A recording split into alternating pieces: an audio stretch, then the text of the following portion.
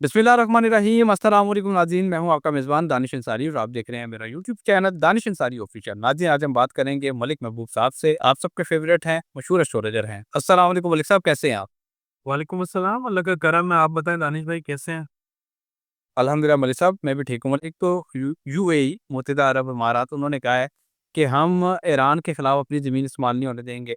इसके अलावा आज शाह सलमान जो हैं उनका फ़ोन प्रेसिडेंट को ईरान के, और उनको ये कहा गया, यकीन दहानी कराई गई कि हम भी अपनी ज़मीन आपके खिलाफ इस्तेमाल नहीं होने देंगे। और लास्ट टाइम अमेरिका की तरफ से अटैक किया ही जाने वाला था कि गल्फ़ कंट्रीज़, इन्हीं कंट्रीज़ ने रिक्वेस्ट की डोनाल्ड ट्रंप से कि वो कोई अटैक ना करें। एक तो सर मुझे ये बता दें, क्या इस मर्तबा भी ये पहल करेंगे ये ममालिक? और ये भी बता दें कि ईरान की वज़ारत ख़ारिजा की तरफ से बयान आया है, उन्होंने कहा है कि किसी भी फ़ौजी जारियत का हम मुँह तोड़ जवाब देंगे। क्या ईरान दे पाएगा जवाब? ये भी बता दें। और क्या गल्फ़ कंट्रीज़ सपोर्ट करेंगे इस मर्तबा ईरान को? ये भी बता दें। देखिए, ईरान को तो सपोर्ट कोई भी नहीं करेगा। ईरान को जो सपोर्ट करता है वो चाइना और रशिया करते हैं, जो कि बिल्कुल साइलेंट पार्टनर है। जिसको बोलते हैं ना स्लीपिंग पार्टनर, वो स्लीपिंग और साइलेंट पार्टनर है। और वो तो सबको ही पता है। लेकिन इस दफ़ा की जंग में आपको बहुत अरसे से बोलता आ रहा हूँ कि पानी का एलिमेंट एक्टिव है। कोई भी चीज़ पानी से रिलेटेड होती हुई नज़र आती है। तो ये जो जंग है, जैसे वो अब्राहम लिंकन भी इधर आया, तो ये बहुत क्लियर हो रहा है कि ये जो जंग होने वाली है, खुदा ना खास्ता, ये पानी से ज़्यादा नज़र आती है कंपेयर्ड टू ज़मीनी रास्ता से। ओके। अच्छा सर, मेरा जो अगला क्वेश्चन है बहुत ही इम्पोर्टेंट है। 2020 में 2 सूरज तुलूब हुए थे। सूरज तो एक ही है, लेकिन हुआ ये था कि साइंसी तहकीक के बाद पता चला था कि कुछ क्रिस्टल्स जो हैं वो मनफी दर्जा हरारत में जम जाते हैं, जिससे ऐसा महसूस होता है कि 2 सूरज निकल रहे हैं। अब कई एस्ट्रोलॉजर्स ऐसे हैं इंडिया के, उन्होंने ये प्रेडिक्शन की है कि ये इंडिकेट करता है कि दोबारा कोई बड़ा वायरस या कोई तबाही आने वाली है। 2020 में भी ऐसा हुआ था और कोरोना वायरस ने बहुत तबाही मचाई थी दुनिया में, ये तरीका हिस्सा है।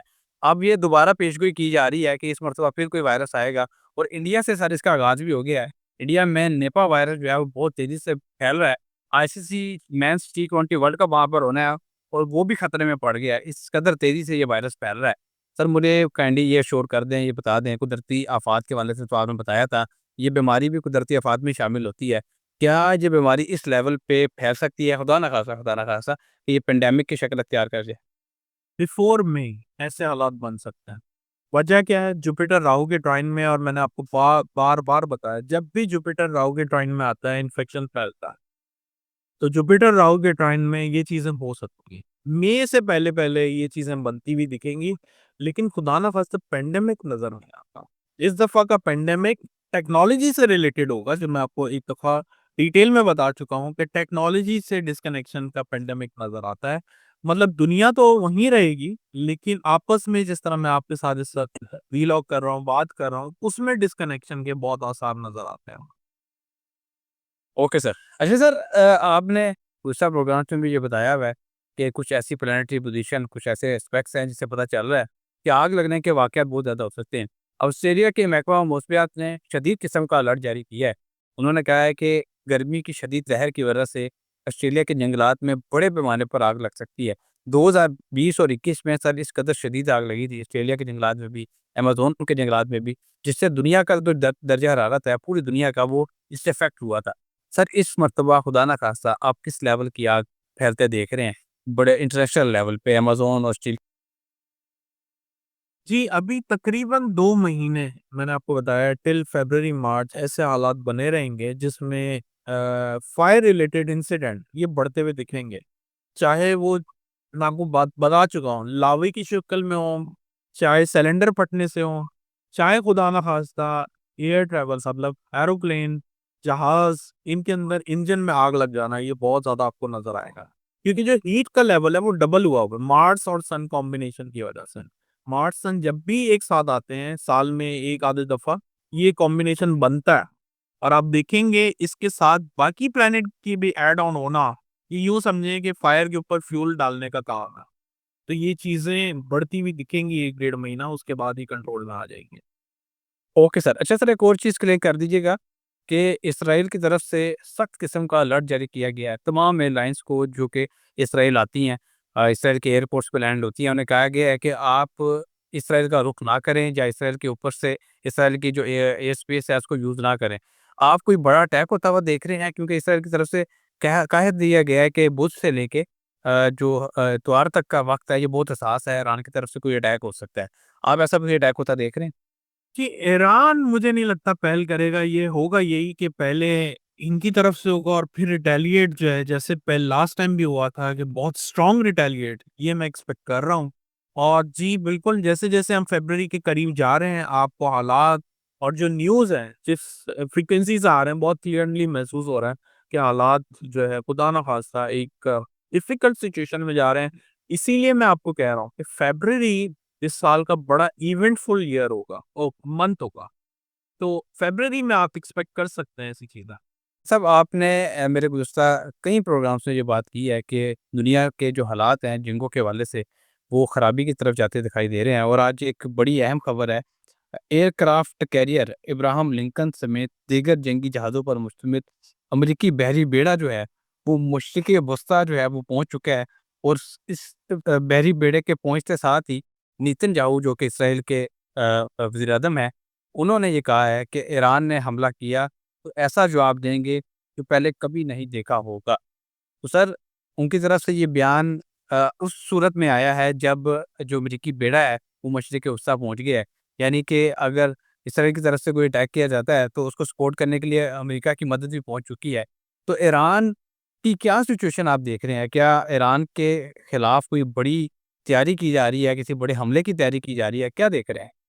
अच्छा दानिश भाई, एक्चुअली मैंने आपके साथ ये व्लॉग में डिस्कस नहीं किया था कि ईरान का ज़ायचा मुझे क्या नज़र आ रहा है। मैंने रिसेंटली इसके ऊपर बहुत डिटेल एनालिसिस की थी, तो मुझे हालात जो है ना, मामलात ज़्यादातर फ़रवरी के स्टार्ट में बहुत एक्सट्रीम लेवल पे जाते हुए दिख रहे हैं।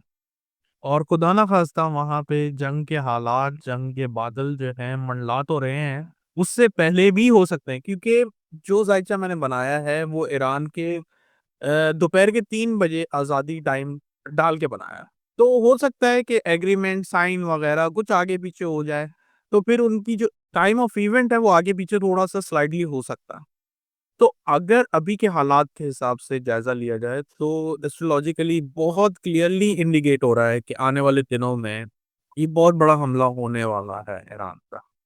और अगर आप ये इब्राहिम लिंकन की बात करें, तो ये एक पानी में चलता-फिरता एक मिलिट्री जहाज़ है, जिसके ऊपर बहुत लोग जानते भी होंगे, काफ़ियों को पता होगा कि ये बहुत वर्थ मतलब बिलियंस ऑफ डॉलर का हिसाब से एक चलता-फिरता मिलिट्री जो है, कैंप कहा जाए, मिलिट्री सिटी कहा जाए तो गलत नहीं होगा। लेकिन ये इसका करीब आना, ये बहुत क्लियर इंडिकेट कर रहा है कि आने वाले दिनों में बहुत बड़ी जंग की तरफ ईरान जा रहा है। और ये चीज़ इनके ज़ायचे में बहुत क्लियरली इंडिकेट हो रही है। बहुत दफ़ा ऐसे भी हुआ है कि ये जहाज़ नॉर्मली साउथ चाइना की तरफ होता है। ऐसी ऐसी कोई बहुत बड़ी बात नहीं है कि ये ईरान में आ गया है। ये ज़रूर इंडिकेट हो रहा है कि आने वाले दिन ईरान के लिए बहुत डिफ़िकल्ट है। क्योंकि ऐसा तो है नहीं कि ये जहाज़ पानी से बाहर निकल के आ जाए। ये जहाज़ पानी में ही तैरेगा और डेफ़िनिटली कहीं न कहीं तो हर वक़्त मूव होगा। तो अगर हम ओवरऑल जायज़ा लें, तो ईरान के अंदर मेजर तब्दीलियाँ नज़र आती हैं।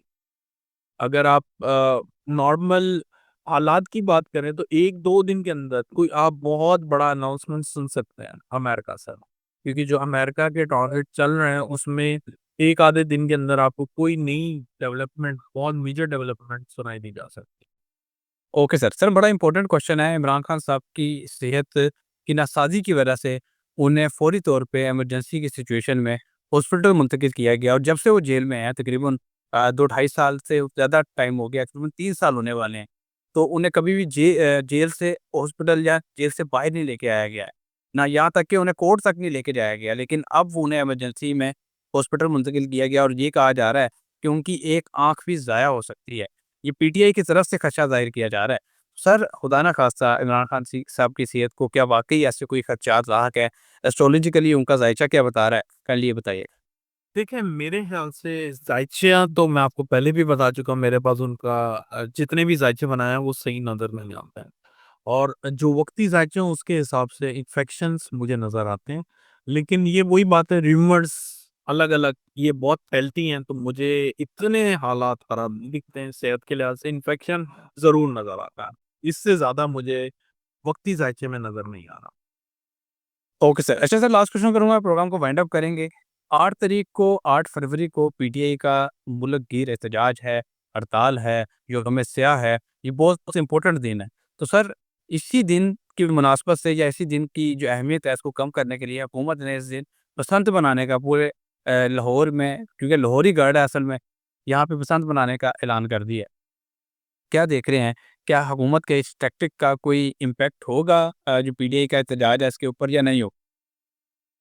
देखिए, मुझे कॉन्फ्लिक्ट नज़र आ रहा है। अल्लाह करे ऐसा ना हो, और मैं यही बताऊँगा कि अगर पीटीआई को फॉर इंस्टेंस उन्होंने प्लान किया हुआ भी है, तो उसको 7 तारीख को किसी तरह स्टार्ट करने का सोचा है। 8 की बजाय 7 को अगर वो इवेंट को प्लान आउट कर देंगे, तो इवेंट के स्टार्टिंग डेट से जो कॉन्सिक्वेंसेज़ हैं आने वाले, उसमें बहुत बेहतरी आ जाएगी। यही मैं सजेस्ट कर सकता हूँ, क्योंकि आई नो उन्होंने बहुत कुछ प्लान कर लिया है, बहुत कुछ दिमाग में आ चुका है, बहुत कुछ आगे इवेंट प्लानिंग होती है, तो वो तो नहीं बदली जा सकती। तो इसका ये सब्स्टिट्यूट है, क्योंकि अब जो हो गया है उसके अंदर हम क्या कर सकते हैं एज़ एन एस्ट्रोलॉजर, वो ये कर सकते हैं कि 7 तारीख को ऐसा कोई इवेंट किया जाए, छोटी रैली निकाली जाए, जिससे वो जो टाइम ऑफ इवेंट है वो बदल जाए। ओके। बहुत शुक्रिया सर, आपने अपने कीमती वक़्त में से कुछ वक़्त निकाला और इतना ज़बरदस्त प्रोग्राम, मालूमाती प्रोग्राम हमारे साथ शेयर किया, हमारे ऑडियंस के साथ शेयर किया। हमारे नाज़रीन का भी बहुत शुक्रिया, इतना अच्छा फीडबैक देते हैं, कमेंट्स करते हैं। जो नाज़रीन अपना ज़ायचा मनवाना चाहते हैं, मतलब मुँह साहब से सवालात करना चाहते हैं, स्क्रीन पर नंबर चल रहा है, उस पे राब्ता कर सकते हैं। इंशाअल्लाह नेक्स्ट प्रोग्राम में ऐसे ही दिलचस्प टॉपिक के साथ दोबारा पेश होंगे। अगली वीडियो तक के लिए मुझे और मलिक महबूब साहब को इजाज़त दीजिए। अल्लाह हाफ़िज़।